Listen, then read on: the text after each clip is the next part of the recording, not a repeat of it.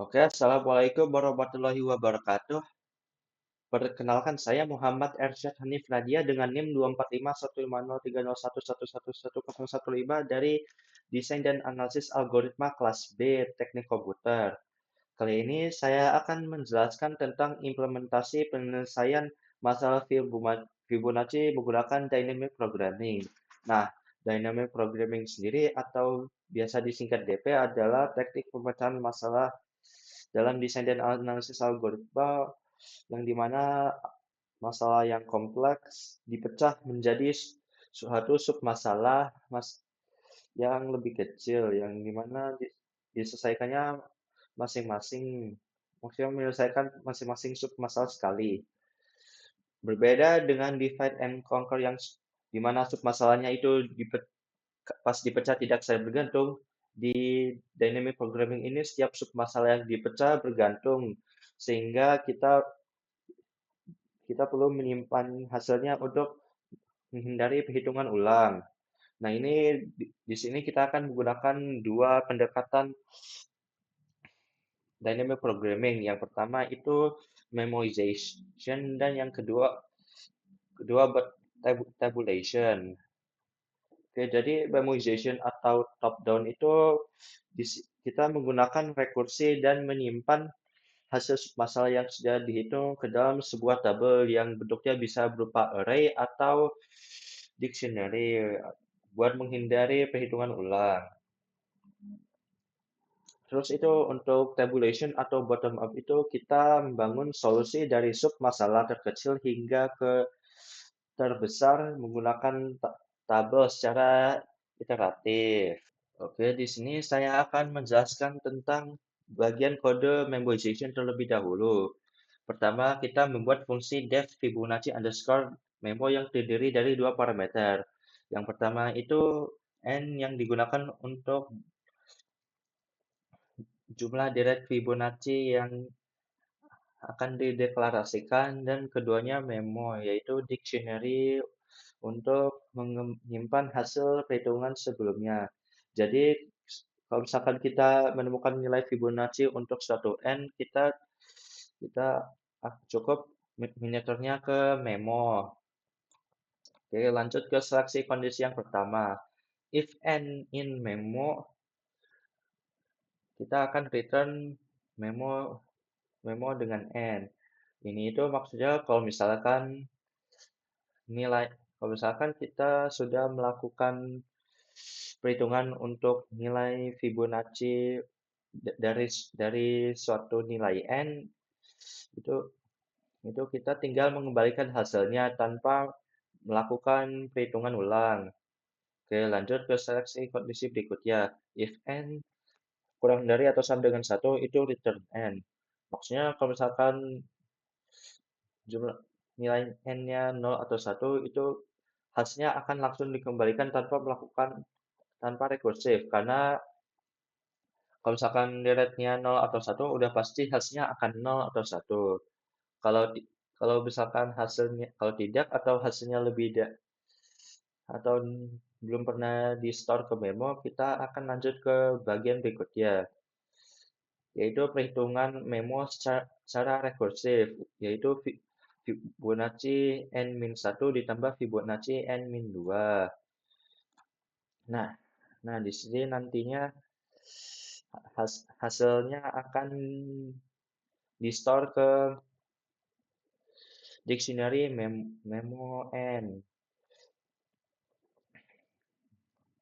Dan nanti supaya kalau misalkan kita membutuhkan nilai yang sama, kita tidak perlu melakukan perhitungan ulang. Cukup cukup memakai ulang nilai yang di-store ke memo. Nah, return memo ini untuk mengembalikan nilai yang di-store di memo.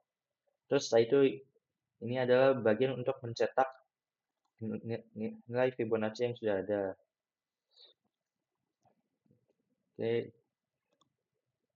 Oke, seperti ini nilai Fibonacci untuk deret ke-10 yaitu 55. Oke, di sini saya akan menjelaskan tentang bagian kedua dari kode programnya, yaitu tabulation. Pertama, kita mendefinisikan fungsi dari def Fibonacci underscore underscore tab dengan parameter n. Isinya yang pertama itu adalah yang sama dengan sebelumnya, yaitu if n kurang dari plus satu.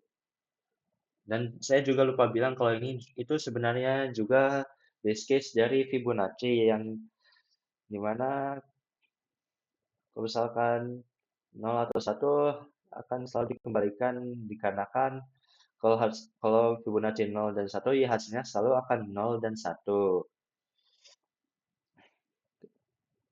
Terus setelah itu kita akan membuat list atau tabel dengan baris kode berikut, yaitu fib sama dengan indeks ke 0 kali n plus 1. Yang dimana kita mulai dari indeks ke 0 sampai dengan indeks dari Fibonacci yang ditentukan. Nah, Fibonacci yang ditentukan. Misal kita set nilainya ke 10 ya kita akan buat listnya dari 0 sampai 11. Nah, ini itu tujuannya buat menyimpan semua hasil dari perhitungan Fibonacci dari indeks 0 sampai n. Dan perlu diketahui juga pas kita pertama kali buat tabelnya semua indeks akan di-set nilainya ke 0. Oleh karena itu, kita akan mengisi nilainya dengan baris kode berikut. Pertama, fib indeks ke 1 sama dengan 1 karena ya sesuai yang saya jelaskan sebelumnya itu fib Fibonacci 1 hasilnya akan selalu 1. Kita akan memulai perhitungannya dari 2 sampai indeks n plus 1. Yang dimana kita mengisi tabelnya sebenarnya dari bawah satu persatu secara berurutan